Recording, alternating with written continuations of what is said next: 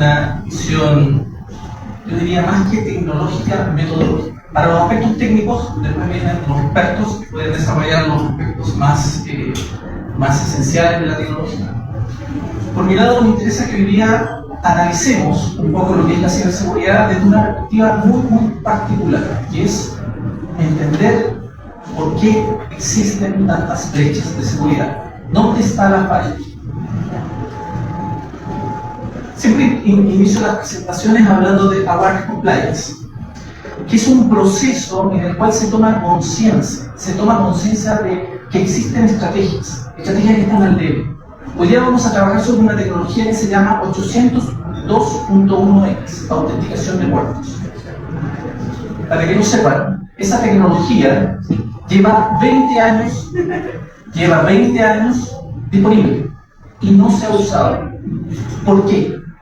Porque básicamente hay una alta complejidad y, por otro lado, hay una alta resistencia. Esta presentación, a diferencia de otras, la voy a hacer con un enfoque para que quienes están compartiendo reflexionen con respecto a ciertos enfoques. Vamos a descubrir lo débil que puede ser una red y tienen que pensar en su propia red. Pero en este caso, quiero hacer énfasis en que la estrategia Awareness Compliance, que es ese proceso en el cual se toma conciencia de la debilidad que tienen las redes hoy, se vinculan a una estrategia y un paradigma que se llama Zero Trust. Y para ir diciendo, nunca confiar, siempre validar. Primero, entendamos, el hacker.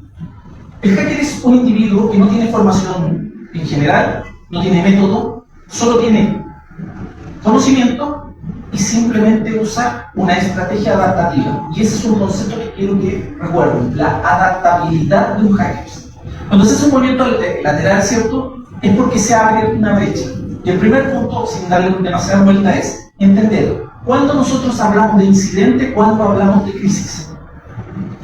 Yo tengo incidentes todos los días, a cada hora, pero yo voy a tener una crisis cuando se afecta la confidencialidad, la integridad o la disponibilidad.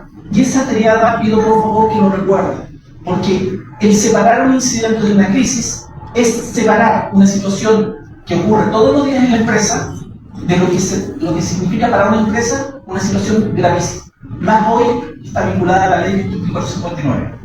Entonces, básicamente entender que el hacker, que rara vez tiene conocimiento completo de lo que hay al otro lado, simplemente se mueve en forma proactiva.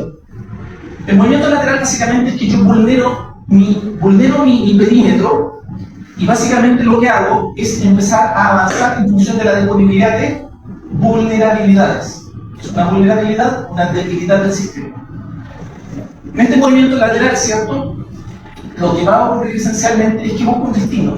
Un destino de poder lograr algún objetivo de información o hacerme parte de un sistema y tomar el control. Entonces, esta idea de un hacker entrando es algo que puede ser más simple de lo que se imagina. Y aquí viene el ejercicio. Veamos. Todos tienen acá en sus empresas redes inalámbricas, ¿cierto? La Subtel indica que la máxima potencia a la que se puede transmitir es de 150.000 watts. Regularmente las transmisiones son mucho más. Y bueno, yo me voy a estacionar un auto a la entrada de la empresa. Esto es un ejercicio. De hecho, está mandatado por un ingeniero de la empresa para probar lo que va a ser este desarrollo que vamos a trabajar, pero obviamente en un ambiente médico. Pero todo lo que les voy a mencionar, si bien parece bastante violento, quiero que lo entiendan como un ejercicio que nosotros debemos desarrollar porque tenemos que poner a prueba este planteamiento. Esto funciona así. Me estaciono a la entrada de la empresa.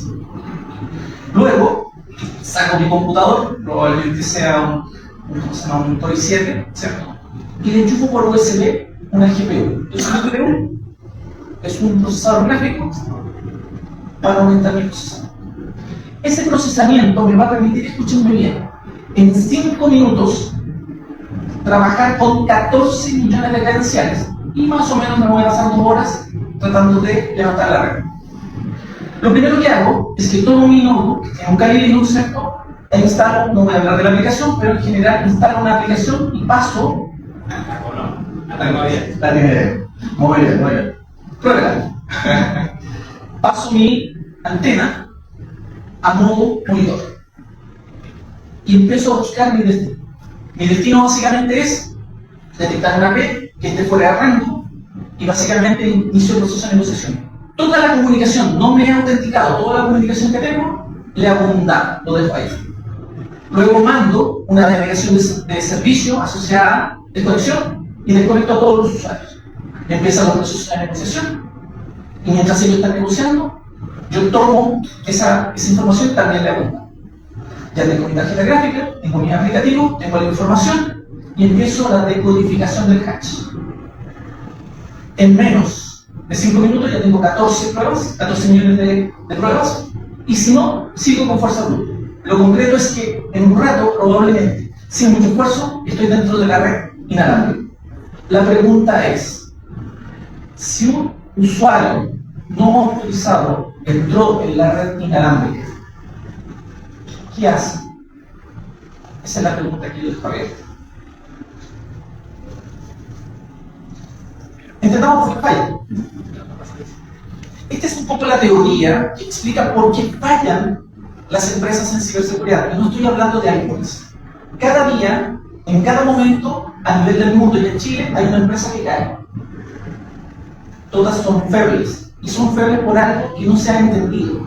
Llevamos 20 años recorrido en tecnología avanzada y aún no se ha considerado los principios más esenciales a nivel de lo que significa la ciberseguridad. Vemos cómo empieza esta historia. Falta de presupuesto. Se le explica la dirección que se tiene que considerar la ciberseguridad a partir de junio 20 de 2022. Existe la ley 2459 que aplica a todas las empresas de Chile y que básicamente hace que si ustedes afectan a terceras partes pueden intervenir el Ministerio Público. La dirección dice, no hay plata. Sí, logran hacerle entender que hay plata. O sea, perdón, que se requiere y asignan los recursos. Se va a tomar una decisión tecnológica en base a qué se decide, cuáles son los criterios. ¿Ya? Entonces muchas empresas dicen, no, se me ocurre poner un firewall. Se me ocurrió ahora poner un IDS. Se me ocurrió hacer un análisis de vulnerabilidad. ¿Quién decide qué inversión se va a hacer y por qué? Esa es una pregunta que es el inicio del problema de la ciberseguridad. ¿Qué criterios son los que se aplican para poder tomar la decisión? Pero digamos que se eligió la marca adecuada, ¿cierto? Y nos saltamos al siguiente paso. Falta de proceso de cumplimiento. Se eligió un antivirus. Piensen ustedes el mejor, cualquiera. Se cumple una política porque no es lo mismo instalar un buen antivirus que desarrollar una política y utilizar un buen antivirus. Son dos cosas distintas. Les recuerdo que hay un banco, sin decir cuál, que en un día desinfectaron cerca de 10.000 estaciones. En un día. Entonces, básicamente, el banco tenía recursos, se eligió la marca adecuada, pero no hicieron cumplimiento. Es decir, no se desarrolló la política. ¿Quién dice una política anti-malware? Dice, señores, esto tiene que tener un proceso de estabilidad donde yo tengo que tener auditada la consola, ¿cierto? Tengo que contar con ciertos productos, no es suficiente un antivirus, tengo que tener un antivirus con endpoint, con EDR, con sandbox, inteligencia de amenaza y lo que venga. No, tenía solamente un antivirus. Entonces, básicamente, tener el producto adecuado, con las configuraciones adecuadas. De hecho, para nosotros, el 90% de los firewalls auditados están fuera de cumplimiento. Es que lo instalaron, quedó súper bien, pero no se le siguió dando mantención.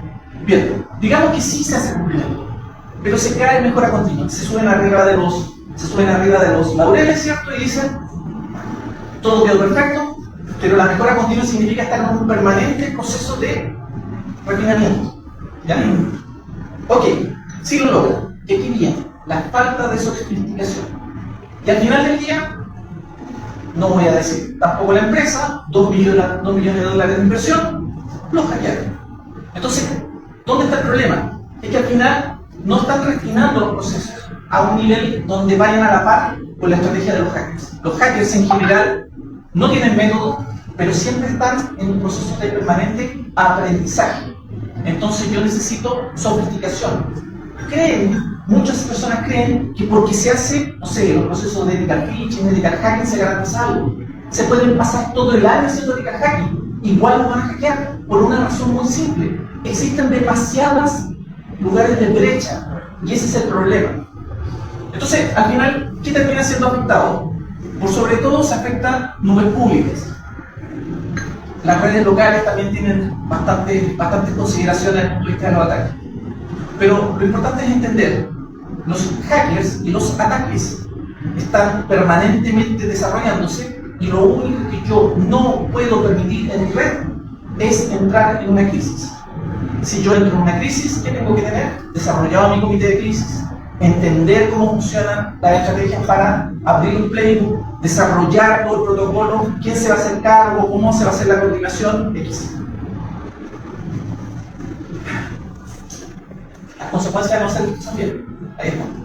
Como estamos en streaming, no voy a decir directamente a las empresas, pero ustedes las están leyendo.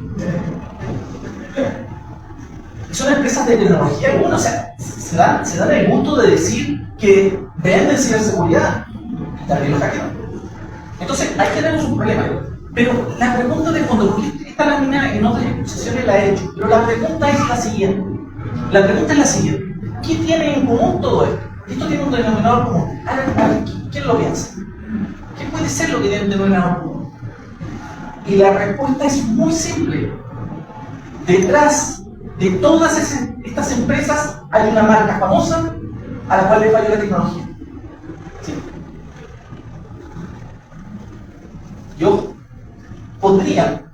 Ustedes ser los siguientes,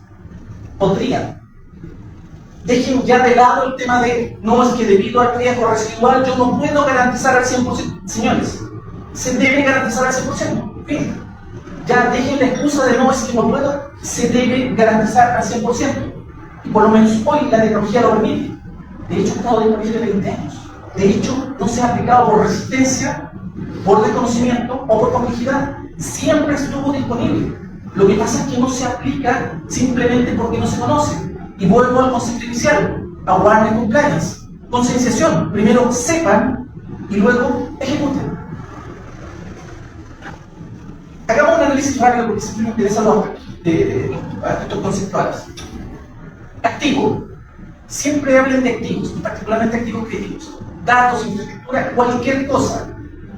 La impresora es un activo. El balance impreso en un papel arriba del escritorio de la secretaria es un activo. Un servidor es un activo, la web es un activo, la red es un activo, todo es un activo. Recuerden que se tienen que cuidar en un estándar tipo Framework Systems, se tienen que cuidar los activos críticos, y en un estándar ISO 27001, todo. Vulnerabilidad, como se lo dije. Debilidad del sistema. Amenaza. Eventos o acciones. ¿Ya? Lo importante es que entender que las amenazas, yo tengo una discusión con la inteligencia artificial particularmente, porque yo siempre considero que las amenazas son activas, pero él considera que también la inteligencia puede ser una amenaza. Vean ustedes como quieran, pero lo importante es que tienen que ver con acciones que se ejecutan por acción o omisión. ¿Ya? Aquí viene un punto importante. Los controles. ¿Qué es un control? Recuerden, los controles están dentro de los marcos de ciberseguridad, ¿correcto? Dígase un SIS, un NIST, un COVID-8 o un ISO 27001 en el frame ISO 27002. ¿Qué son? Es lo mismo, definirlo como una buena práctica. Control es una buena práctica. Fin. También está el concepto de política. Recuerden, la política de una empresa no aplica a otra empresa. ¿Por qué? Porque es tomar el control para garantizarlo para mi empresa, porque puede que necesite WAP o no necesite WAP, puede que necesite IDS o no necesite IDS, pero la política de mi empresa no necesariamente aplica a la política de la empresa vecino, partiendo del mismo control. Como de la misma manera, un medicamento aplica a una persona con una cierta posología y a otra persona con otra posología. El problema de la ciberseguridad es que no se entiende, que no se maneja el riesgo. Toda persona que está vinculada a la ciberseguridad debe tener una respuesta clara y precisa respecto a lo que significa riesgo. Porque si no entiende riesgo, no entiende ciberseguridad. De hecho, yo me subordino al apartado que dice la ISO 27001. Dice: el desarrollo de un sistema de gestión de seguridad basado en el riesgo para garantizar la confidencialidad, integridad y disponibilidad de la información basada en riesgo. Entonces, ¿cuál es el problema? Que llega un CISO, que entre paréntesis, si hay una crisis de ciberseguridad, es decir, transita entre un incidente a una crisis, el CISO por estándar o por norma tiene que salir. Se hace cargo otra persona, porque es mayor. ¿Correcto? Entonces, básicamente, este CISO se ilumina y dice, hay que poner un firewall. Sí, más o menos, sentido común. Y hay que poner un antivirus. Perfecto. Y mi DS, y voy a hacer una análisis comunitario. Pero ¿quién definió la prioridad? No es que yo tengo un análisis, ¿cuál es el análisis? No hay una respuesta concreta, simplemente se le ocurre. O sea, a alguien se le ocurre hacer algo porque piensa que es lo correcto. Y el análisis viene ¿de dónde? Del riesgo. Y es básicamente análisis de riesgo que vincula la probabilidad de una amenaza se vuelva real y el impacto que ocurre sobre la empresa, sobre los activos, ¿cierto? Y la evaluación. Les pregunto, justamente hace poco hice una clase, una charla en una universidad, y justamente le hice la pregunta a los alumnos. ¿Qué hacen los profesores cuando los evalúan? Les toman una prueba, ¿sí? Pero al final, ¿qué resulta? Una nota. La evaluación de riesgo es una nota. Y esa nota asociada a las distintas amenazas relativas a los activos de información vinculadas a los controles definen prioridades porque las puedo ordenar. No puede existir en una empresa una decisión de ciberseguridad si no se hace en base al riesgo con un análisis que permita desde el punto de vista analítico y desde el punto de vista cuantitativo. Ese es el problema. Ahora, si me lo preguntan, hay cosas que son como estándares, antivirus, firewall. Claro, porque si uno hace el análisis de riesgo, le va a quedar arriba. Pero pongo un WAF o pongo un IDS. Paso un sandbox o me aseguro de poner un SIS, un SAS. ¿Ya? Un SAS, el sistema de autenticación para la nube basada en aplicaciones y servicios. ¿Correcto? ¿Qué hago? Bueno, eso lo haces a través de un análisis. Y aquí viene. Esto es todo. O sea, este diagrama va a sonar un poco arrogante, que es la verdad. La verdad. Este diagrama, creo que ni el 50% de los que ya han pasado cursos académicos lo entienden. Porque todo gira en torno al riesgo. Entonces, ¿qué ocurre? Que cuando yo entiendo de riesgos, tomo buenas decisiones. Si no entiendo de riesgos, no tomo buenas decisiones. Y se me ocurre que ahora voy a levantar una ética hack. Ahora voy a levantar un phishing, una ética phishing. ¿Correcto? Básicamente los controles pueden mitigar los riesgos, las amenazas aumentan los riesgos, las amenazas explotan vulnerabilidades, los activos pueden tener vulnerabilidades, los riesgos pueden dañar los activos. Los controles reducen las vulnerabilidades. ¿Ven? Y vuelvo al punto inicial. Recuerden, no existe la posibilidad de hablar de un 99,999 y entonces, no, se tienen que mitigar todo riesgo y cada vez que aparece un riesgo residual hay que volver a reformular todo para asegurar que ese riesgo residual desaparezca. Entonces alguien podría decirme, mira, si te hago una DDoS, una denegación distribuida de servicio, te voy a hackear. La verdad es que sí, me vas a botar la empresa, eso es un hecho. ¿Ya? Excepto que hubiera pensado en eso, tengo un enlace alternativo y puedo salir por otro lado. Pero digamos que me vas a botar. Pero no me vas a robar la información. Y no te vas a meter en mi empresa, y no te vas a acaparar de mi información o me vas a botar los sistemas dentro de la gana. Ni de broma. Y esa es una garantía. Entonces, se me vienen a la mente algunas cosas. Aquí vienen preguntas muy interesantes para ustedes. ¿Por qué razón dos PCs dentro de su empresa se comunican entre sí? ¿Por qué lo permiten? De hecho, en estos momentos probablemente el computador del gerente se está comunicando con el de la secretaria. Acá hay un tráfico broadcast capa 2. Se dieron del trabajo de hacer una segmentación 802.1 haciendo las reglas de la vida, pero el computador de la secretaria se comunica con el computador del gerente. ¿Por qué lo permiten? Segundo, mandaron a hacer una ética hacking. Aquí hay un experto en ética hacking. Si yo le encargo un servicio a don encargado, y él toca mi firewall y empieza a escanear el puerto y inmediatamente, recuerden, el estado de la puerta puede ser acceso, denegado o repudiado. Acceso significa negocié y te respondí, denegado, negocié y no te respondí, el repudio o refuse, te vi y te bloqueé. No hay ¿cómo se llama? No hay respuesta. La pregunta es, ¿por qué si yo mando a hacer un análisis de ética de hacking, permito que me escaneen el puerto? A mí me tocan el puerto y se fueron baneados. Se acabó el servicio. Porque si que no entra, entonces el otro va a decir, chuta, puede tener más cuidado, porque ya no vamos a hacer escaneo corto. Porque yo hago el escaneo y me bloquean. Pero la pregunta es, ¿cómo opera un servicio de ethical hacking si yo bloqueo de entrada a la persona? No lo entiendo. Y segundo, como gerentes o encargados de ciberseguridad, ¿tienen evidencia de lo que está haciendo? ¿Les llegó un registro por parte del área interna? Porque si yo en estos momentos le pido como gerente general al encargado de ciberseguridad, le digo, tráeme al tiro un informe de denegación de servicio al puerto, ¿me lo pueden preparar en 10 minutos? Esa es una pregunta. Tercero, pregunta. ¿Cuántos de aquí tienen doble factor de autenticación? Ok, veámoslo así. Se dieron el trabajo de cerrar la gerencia, pusieron un firewall, ¿cierto? Metieron el doble factor de autenticación y resulta que el caballero que se conectó se sacó el antivirus, se puso a trabajar, pero ya está conectado. ¿Quién lo saca? ¿Quién lo saca? Si está incumpliendo ¿cómo se llama? Su postura frente a la red es de inseguridad. ¿Quién lo desconecta? ¿De quién me sirve el doble factor si estoy pasando tonteras con su equipo? Entonces es una respuesta que tampoco se tiene en el día a día. Luego, un caso más particular, se me infectó un PC. Me da lo mismo que tecnología usaron dentro del PC. Lo perdieron. El SASE no lo ve más. La consola antivirus tampoco lo ve. No lo ve, porque lo perdió. O sea, entró un 0D y perdieron el PC. ¿Qué hacemos?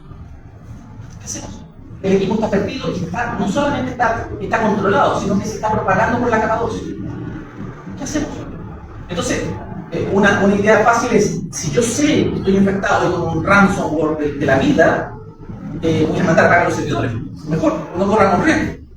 Que mejor me bajo una hora que estar una semana con los servicios botados. Esa respuesta está hace 20 años. Y recién ahora se está tomando. Yo les había comentado que iba a ser taxativo, y es porque, de alguna manera, me siento un poco lamentado de que no se haya entendido antes esta política, que es la política de cero trace. Y les voy a hacer bien claro. O lo resuelve esta generación, o lo resuelve la siguiente. Pero de esto no pasamos, porque este es el destino. Es decir, se lo voy a plantear en estos términos. Sea la marca que sea el producto que sea, el destino es así. NAC, SASE, 100. Se acabó. Eso es todo. No hay más. NAC, SASE y 100. De hecho, tuve una discusión con la inteligencia artificial. De hecho, lo mandé a mi grupo interno de colaboradores, ¿cierto? Donde me dice, ¿cómo se llama? La inteligencia artificial me dice, no, es que SASE puede reemplazar NAC. Le di una charla, que les voy a explicar ahora, y reconoce que NAC jamás va a poder ser reemplazado, por una razón muy simple. La red de OT necesita NAC. ¿De acuerdo? Cada vez que piensen en una red OT y hablen de la bendita microsegmentación, esa cosa de segmentación dinámica, estamos hablando de NAC. Vamos a llegar a esto. Hago una pasadita súper breve con respecto a la ley 1459 para que se entienda. Doy ciertos ejemplos sin mencionar ni el cliente, tampoco voy a mencionar el banco, estamos en streaming, no quiero problemas legales. ¿Ya? Ustedes hacen un buen esfuerzo por ciberseguridad, pero por alguna razón les exfiltran información. ¿De acuerdo? Les exfiltran información y resulta que esa información la utilizan para hackear a nada más y nada menos que el banco. Y después, nada mejor el banco que decirle, señores, al cliente, señores, ustedes son responsables, yo no les voy a devolver la plata. Pero que hackearon fue el banco. Sí, pero con la información de ustedes, hicieron inteligencia, hicieron ingeniería social, ¿cierto? Le ganaron ingeniería a la ejecutiva, ¿cierto? Y la plata se fue por otro lado. Antes no pasaba nada. Hoy día, particularmente para las empresas, dedicamos datos para las empresas que se llaman esenciales. Ley marco de ciberseguridad. La empresa es peor, porque son 2.5 millones de dólares en multas. Bueno, acá el tema es súper simple. No es que uno se ponga a hacer un servicio específico de auditoría, hay que cumplir una estructura. Primero, garantizar la protección de datos personales. Si la empresa usted no tiene cliente final natural, no tiene pasear con personas, bla, bla, bla, tranquilos. Eso es lo que más le interesa a esta ley. Notificación de incidentes significa gestión de incidentes. Pero no es cualquier gestión incidente. Ustedes tienen que tener guardada la información por un tiempo, porque si la brecha ocurrió hace 3 meses atrás, el fiscal que se mete en el caso va a pedir antecedentes del pasado. Y no es suficiente con que tengan un muy buen firewall configurado, porque el firewall borra los registros cada cierto tiempo. Se les quedan guardados. Entonces la gestión de incidentes es un proceso activo que guarda información que les permite a ustedes asegurar que hay evidencia del cumplimiento de la gestión de incidentes a través de dejar registrar las políticas, dejar la gestión de incidentes, las auditorías que han hecho, políticas hacking y todo dentro de una carpeta. Al final, el SGS y el Sistema de Gestión de Seguridad de la Información es simplemente una bendita carpeta que tiene sus carpetas que tiene políticas, comité de crisis, gestión de incidentes, auditoría, servicios de evaluación de vulnerabilidades, ¿cierto? Un documento firmado por alguien que diga adherimos al estándar ISO 27, MISTIS, nosotros creamos nuestro propio framework, pero aquí está lo otro. Y eso es todo. Y con eso, más haber hecho concienciación y decir quién es el responsable, llega el fiscal, pide los antecedentes, pasa la prueba de la red. Llega el fiscal, no tiene los antecedentes, tiene un problema. Porque al fiscal le da lo mismo, la verdad. Le da lo mismo, lo importante es que sepa que existe. Ese bendito sistema de gestión de la información es una carpeta. Entonces, recuerden, esto es la ley, esto es para cumplirse y no importa si lo hacen por pedazos, a mucho, a poco, pero tiene que existir. Así que dejo ese dato así. Y aquí ya empezamos a entrar en el mundo del Zero Trust. Zero Trust. Me quedé pensando cómo se me explicaba para que nunca más se les olvide. Y se me ocurre. Zero Trust, en general, es una estrategia que debió haber existido desde hace muchas décadas, siempre tuvo la tecnología, que les dice a ustedes, nunca confiar, siempre validar. Eso es lo que dice la política de Zero Trust.